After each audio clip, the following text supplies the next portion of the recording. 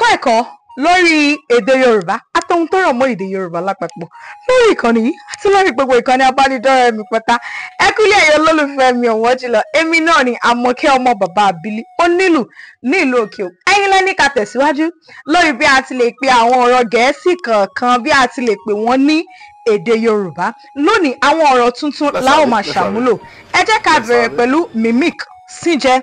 separation ìpínyà resolve yanjú it has been resolved ó ti yanjú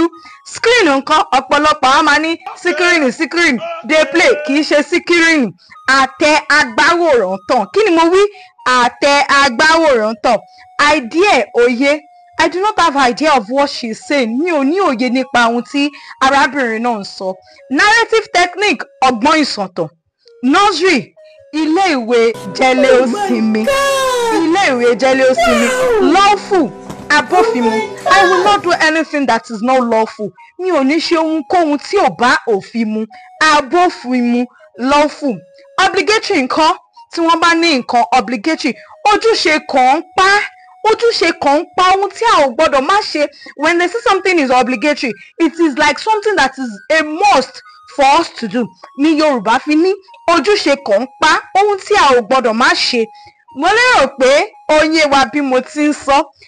ie ń kọ́ bí ta bá ń kọ́ṣẹ́ ta fẹ́ kọ́ ní ọ̀rọ̀ kúkúrú tí àwọn olóyìnbó ń pè ní abbreviation ní Yorùbá ie ìyẹn ni pé ló túmọ̀ sí ní ohun tí a lè pè